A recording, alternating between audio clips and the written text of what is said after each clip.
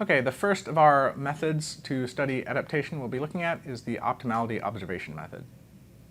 Optimality observation method works in the following way.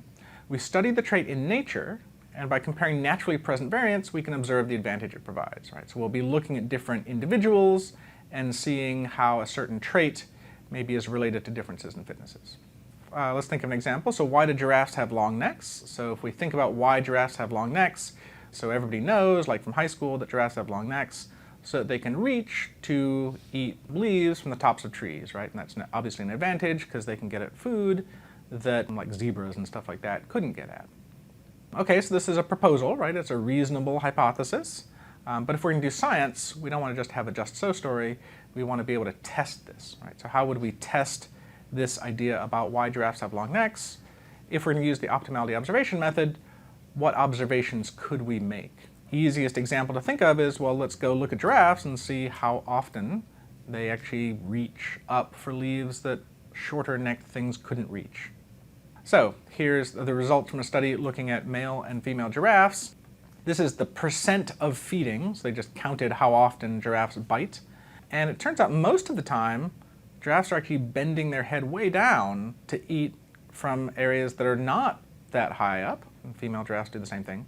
It's actually very infrequent for them to reach for food up here. Most of the time they're actually bending way down. So an explanation that the giraffes have long necks and long legs because they're eating all this food way up here, that is not really convincingly demonstrated with data showing that most of the time they're bending over. So if we just look at this data that we have, this is not strong support for them having long necks because they eat from the tops of trees, which is what most people learned way back in high school.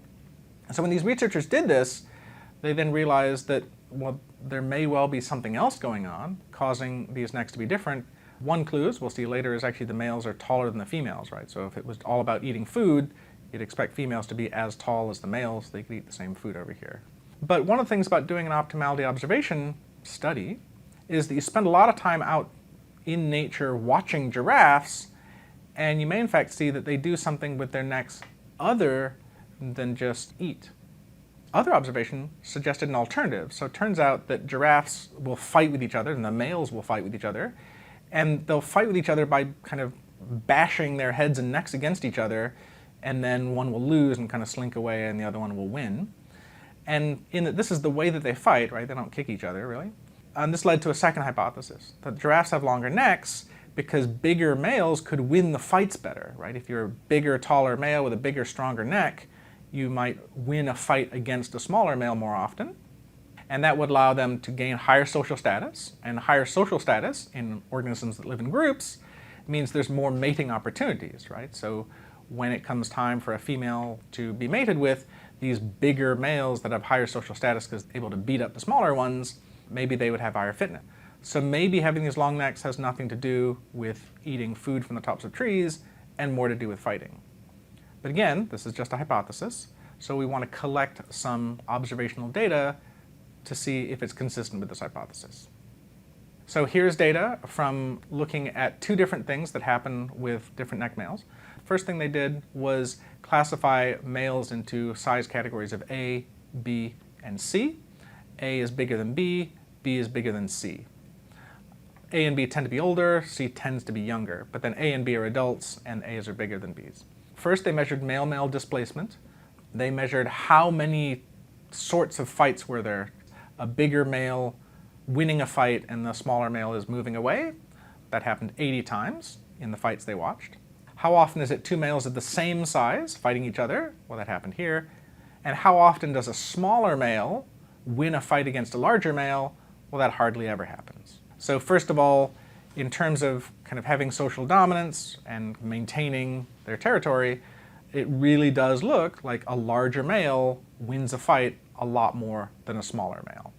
A second thing they also noticed, and this has to do with provision of information, so female giraffes, they're only fertile sometimes of the year, and the taste of their urine changes with their fertility status. So if you actually watch giraffes long enough, male giraffes are constantly trying to get a taste of female urine.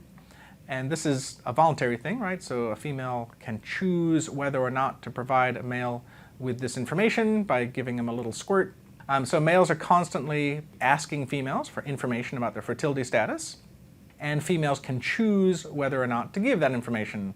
How often is this successful versus not successful? When a large male asks for information by sticking his head under the female, what percent of the time does she give him information? 60%. Medium-sized male, a little bit less successful, but almost as successful. A smaller male, when he asks for this information, well, they get this information much less often. So females are actually deliberately favoring these larger males by giving them better information. So bigger-necked males, they have two advantages. First of all, they can drive other males away. And second, the larger males have better information about the female fertility to begin with. So these two different advantages to having a larger neck, to being a larger male, are both based on essentially social dominance and reproduction, neither one of which is particularly based on reaching up to the tops of trees to get leaves that nobody else can reach. So this causes us to kind of reinterpret this adaptation, which we had previously thought was all about eating, but now we have better evidence that it's more about social dynamics and sexual selection, or females choosing the males that they want to have full information. This leads to a kind of a philosophical life lesson to remember. This is an important thing in science. There's a concept called strong inference. So strong inference says, when we're developing a hypothesis and a testing procedure, we should always develop several alternative viable hypotheses. So they shouldn't be straw men. Straw men is a name for a hypothesis that you totally know is not true. You're just going to state it and then get rid of it and then go with the other one that you wanted to prove. So we want to come up with real hypotheses, not straw men, and then determine which, if any, fit the observation. So don't just have one idea. So when these guys studied the giraffes, they didn't just say, my hypothesis is eating leaves, and when that turned out not to be the case, they had no idea. They had several different hypotheses. And then they would have had a third hypothesis, which is that the trait is actually not adaptive at all. There's some non-natural selection reason for them having long necks and legs, which for giraffes seems kind of implausible, but it's something we always want to keep in mind and think of that as a control hypothesis. So when we're doing our adaptation studies, we always want to have non-natural selection hypothesis, that the trait is the way it is, not because it's adaptive, but because of some other reason. And when we're doing our science, we always want to have multiple hypotheses so that we don't focus on one and miss what's really happening. So this leads to a second way of thinking about how this works. In the old days, when we did science or we tried to figure stuff out, we did it using something called induction. So we would extrapolate from observations to a general theory. You just sit there and think about something long enough, and if you studied something long enough, you would eventually come to fully understand, or you would grok it, which is the science fiction phrase here, which means to completely understand something. So if you just think about something long enough, you'll have an epiphany, all will be revealed, and you'll understand what's going on. That's how people used to do science, right? That's what Plato and Aristotle did. But we've kind of gotten rid of this method of doing science because if you have like a misconception, you can then interpret everything else you see in the framework of that misconception, and actually your misconception can become stronger and stronger. This turns out to be a not very good way of figuring out new stuff that you didn't already have in mind. So we have a new way of doing science, which is doing deduction, which is to confirm a theory or hypothesis by testing its predictions. So we never think we understand everything. We think, okay, if I understand it, what sort of predictions is it making that I can then test? So we invent a hypothesis, consider its predictions, and then test those predictions. Like, I hypothesize that giraffes have long necks because they eat from the tops of trees. That predicts giraffes should eat from the tops of trees. I test that prediction and, oh, they're not eating from the tops of trees. That's a bad hypothesis. So using this is the approach that was used in that previous study. And so lots of successes strengthen our confidence, and over time a hypothesis can grow up into a theory, kind of as we've described before. Or these failures can falsify or weaken a hypothesis or a theory. So we have a mechanism by where if we have something we thought we totally understood, if we're doing this, there's the potential for a bunch of failures to expose our misconceptions that we had that would have not been possible if we were still doing induction. So these days we do deduction, and ideally we do strong inference, which is when we're doing this sort of thing and we're coming up with hypotheses, we want to be using multiple hypotheses when we're doing our testing. Okay, here's a second example of an optimality or observation study. If you look at the ears of modern reptiles, they have a tympanum, or like an eardrum, but it's exterior, it's on the outside of the head. And the connection to the inner ear is a single bone, the stapes. And so vibrations hit the surface here, they're conducted by a single bone to the inner ear. If you look at modern mammals, however, it's a little bit different. You have the eardrum, or the tympanum here, and then there's a bone here, a second bone, and then the stapes connected to the inner ear. So you have a set of 3 bones between the tympanic membrane and the inner ear. And this is an interesting thing, right? The structure of mammal ears is different from the structure of reptile ears because they seem to have acquired 2 extra bones. Here's another related observation having to do with ear bones. When we look at mammals, there's a structure called Meckel's cartilage that we can identify during development. And Meckel's cartilage forms the malleus and incus ear bones, 2 of those very small bones, right? And they kind of end up in this part of the skull connected to the ear. And when you look at the jaws, the lower jaw and the upper jaw is mainly the dentary, and the upper jaw right there where the dentary articulates is the squamosal. But when we look at reptiles, Meckel's cartilage, the same thing, doesn't turn into ear bones. Instead, it turns into the articular and the quadrate, which are 2 bones in the jaw, upper jaw and lower jaw. And when you look at the jaws are made from the dentary and the articular for the lower jaw. And the upper jaw, this point of articulation, you have the squamosal and the quadrate. And there are other bones as well. Reptiles do have more bones in their jaws. So there's this interesting other difference between mammals and reptiles. The Meckel's cartilage here makes 2 ear bones. The Meckel's cartilage here makes 2 jaw bones. To lay it out in a different way, mammal ear bones and reptile jaw bones start from the same cells, this Meckel's cartilage, and then they form different structures. So if we think about mammals, the jaws have a dentary, there's no quadrate. They have a squamosal, and there's no articular. And the ears have a stapes, an incus, and a malleus. But for reptiles, their jaws have a dentary and a quadrate and a squamosal and an articular. They have a stapes, but no incus and no malleus. And then the Meckel's cartilage, which they both have during development, in reptiles develops into 2 jaw bones. In mammals develops into 2 ear bones. So a question that arises from this that would explain all this is, did the malleus and incus in mammals evolve from the articular and quadrate in reptiles, or the ancestors of modern reptiles and modern mammals, which looked a lot like a modern reptile? So this is a hypothesis, right? This is kind of an interesting idea, but how could we test this? Well, we could go and make some observations, but not observations in the modern world, because we don't have any individuals that are kind of mammals and reptiles at the same time.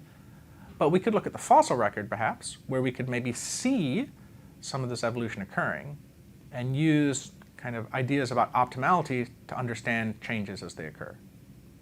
So here's a phylogeny of the groups we're thinking about. So fish is the outgroup of terrestrial vertebrates. Fish have this same thing. They have a tympanum and they have a single bone that connects to the inner ear. And if we look at amphibians, they have the same thing. They have a tympanum and a single stapes that connects to the inner ear. So if we think about what the ancestral state back here was, given that fish and amphibians and reptiles all have the same thing, this ancestor almost definitely had tympanum with a single bone. So that's being inherited through time here. So now we have a split to a lineage that leads to modern reptiles, which have maintained the ancestral trait. And then this group here, the group that's going to evolve into modern mammals, we do have a split historically, where we have organisms called cynodonts. And the fossils of cynodonts back then would be representative of what these ancestors look like. And then we can also find fossils of early mammals that went extinct, and they would be representative of these ancestors here. So let's go look at the fossils of cynodonts and early mammals and compare them to mammals, and maybe we can see what's going on. So again, we're just focusing now on reptiles, cynodonts, and early mammals and modern mammals. If If we make a little cartoon diagram of what these bones look like, in reptiles, the squamosal and the quadrate are in the upper jaw, the dentary and the articular in the lower jaw, and that's where they articulate. When we look at cynodonts back here, the articular is much, much smaller, and it actually is basically just a second bump on the lower jaw. The lower jaw is now mostly dentary. The squamosal has gotten bigger and kind of comes all the way down to even articulate with the dentary, whereas the quadrate, which previously had been big and is still big in reptiles, is becoming smaller. And then if we look at early mammals, we can actually see that this bump here in the dentary is getting bigger. In fact, the articular is getting even smaller. The squamosal is now the major bone in the upper jaw that's articulating with the lower jaw, and the quadrate has actually become like a little nub here. And then in modern mammals, the dentary now has the same shape as the previous dentary and articular. The squamosal now has the same shape as the previous squamosal and quadrate, and we have these two other little bones that are disconnected from the jaw and they're kind of hanging out, and this quadrate matches up with the incus, the articular matches up with the malleus. So what seems to have happened over time is this kind of shrinking of the quadrate and articular, and then finally a disconnect, while the squamosal and dentary get bigger. That's the observation. What's the optimality argument we can make? Well, if we compare this jaw to this jaw, this double jaw joint, the 2 points of articulation, that would provide more stability to the jaw. There's more points of contact. The muscles can keep that jaw stable, so those jaws would be stronger and more stable. That would be an advantage, right? These guys could maybe eat food that's tougher to chew than these guys could. And then over time, these guys have the double jaw joint, but maintaining the shape while disconnecting those two bones, that decoupling of the stapes and the jaws allows improved hearing, right? If these things are connected to the stapes, then while this thing chews, it's not listening to itself chew. It can actually hear things while it's chewing. So maybe if it's an herbivore, it can hear things sneaking up on it. So decoupling the stapes and the jaws would provide better hearing in these organisms than in these organisms.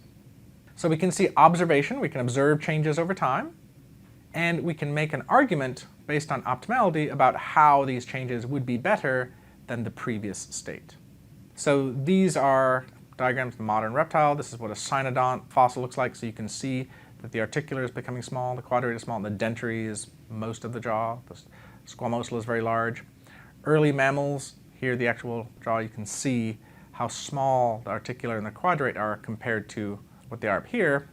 And then modern mammals, these ear bones are right up in here. So we can use this optimality observation method. We've seen two examples of it doing a pretty good job, right, with giraffe necks and with mammal ear bones. But there are weaknesses to this method. So first of all, we can't always make the appropriate observations. So it might not be practical. We may not be able to make certain observations. If we're interested in certain types of behavior, sometimes these behaviors might be hidden. So for example, for a long time, people thought that songbirds and birds in general were monogamous. The male and the female got together, they started a nest, they just mated with each other, they raised their babies, and that was our understanding of bird behavior. But what we didn't see is that quite often these female birds were flying off into the woods where nobody could follow them, meeting up with other males, getting impregnated by them, and then that nest was actually a mix of eggs from the other male that was at the nest and other males that female had met up with. Those behaviors were hidden, so our ability to observe certain things varies. Now we can indirectly observe these matings by doing genetic testing of the offspring. Previously we weren't able to do that. There are a number of things that are still impractical.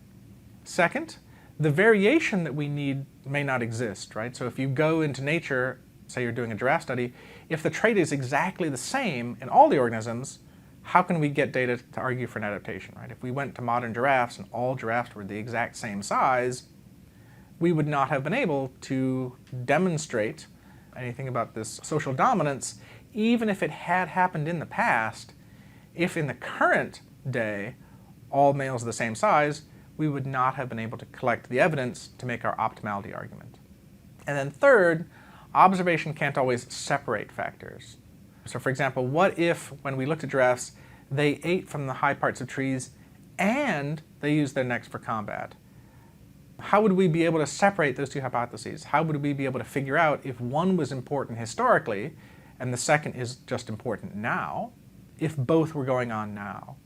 So one of the real problems of the observation optimality method is we can't separate different factors from each other. So although the optimality observation method is really useful, and it's fairly straightforward, it kind of makes a lot of sense, there are definite weaknesses. So that means we need some other methods if we're going to pursue our adaptationist program.